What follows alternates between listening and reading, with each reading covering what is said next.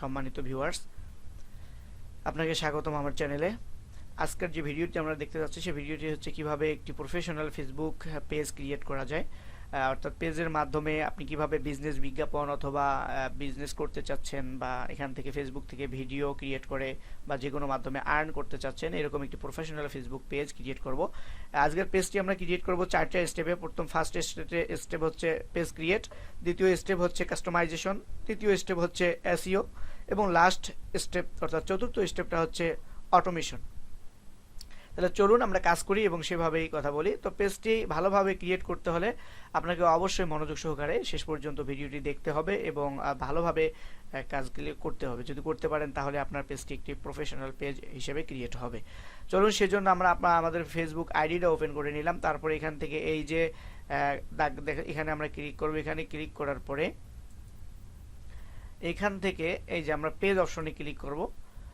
Page option থেকে আমরা create new page এখানে ক্লিক করব। এটা হলো আমরা প্রথম স্টেপের কাজ করতেছি। প্রথম স্টেপ পেজ ক্রিয়েট। আমরা এখানে যে অপশনটা দিয়েছে পেজ নেম, আমরা ফার্স্ট স্টেপে পেজ নেম দেব।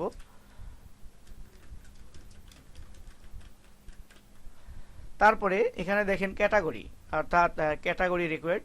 ক্যাটাগরি, আপনি কোন ক্যাটাগরির পেজটা বানাতে চাচ্ছেন। আপনার অনেকে অনেক রকমের বানায়, বিজ্ঞাপন, কুকিং, তারপরে কুক, আপনার ভিডিও ক্রিয়েট। প্রপার্টি একটি পেজ দিলাম। তারপর ডেসক্রিপশন আসছে, আপনি ডেসক্রিপশনটা আমরা পরে দেব।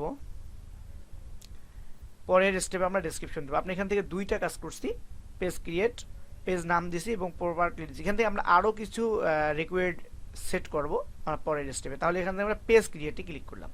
পেজটি ক্রিয়েট হয়ে গেছে। আমরা এখন আসি পেজ কাস্টমাইজেশন, কিভাবে পেজটাকে কাস্টমাইজ করতে হবে। এখানে আমরা দুইটি কাজ করব। একটা হচ্ছে আমরা এখানে যে ফটো লোগো, অর্থাৎ যে কভার ফটোটা আছে, কভার ফটো সেট করব আর এই ফটোটা সেট করব। সেই জন্য আমাদেরকে এখানে এই যে অ্যাড প্রোফাইল পিকচার, আমরা এখানে ক্লিক করব। এখানে ক্লিক করার পরে আগে থেকেই এখানে ফটো সিলেক্ট করে রাখতে হবে। আমি অবশ্য ফটোগুলো ওইভাবে সাইজ করি নাই, ফটোগুলো আগে থেকেই সাইজ করে রাখবেন।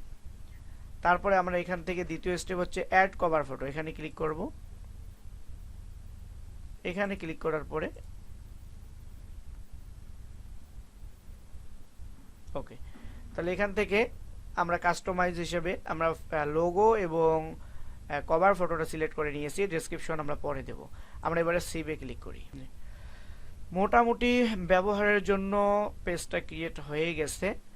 এবার আমরা যে কাজটা করব, আমরা প্রথমে যে কাজটা করব, এখানে একটি ইউজার নেম ক্রিয়েট করব। ইউজার নেম, এখানে আমরা ক্লিক করলাম। এখানে ক্লিক করার পরে আপনি আপনার পছন্দ মতো এখানে একটা নাম দিতে পারেন। আরাফাত দিলাম, না নিচ্ছে না। এখান থেকে আরেকটা অপশন সেট করে দিই, পেজ যে ওকে, এসএমডি আরাফাত পেজ। তারপর আমরা ক্রিয়েট ইউজার নেম এখানে ক্লিক করব। এখানে দেন এটা চেঞ্জ হয়ে যাবে কিন্তু সম্পূর্ণ। ডান। আমরা এটা একটু রিফ্রেশ করে নিব। এবার আমরা সম্পূর্ণ পেজটাকে এসইও করব। তার জন্য আমরা এখানে যে এডিট পেজ ইনফো, আমরা এখানে ক্লিক করব। এখানে ক্লিক করার পরে যে অপশনটা আসছে সেটা হচ্ছে যে এখানে আসছে পেজ নেম, তারপরে ইউজার নেম, তারপরে ডেসক্রিপশন। ডেসক্রিপশনটা কিন্তু আসলে এখানে ইম্পর্টেন্ট। ডেসক্রিপশন সুন্দর করে সাজাইতে হবে, মনের মতো করে সাজাই নেবেন, অর্থাৎ আপনার ট্যাগ সিস্টেম করবেন। এখানে সময় ভিডিওটা লং হবে, তারপর আমি দুই একটা দিয়ে দিচ্ছি।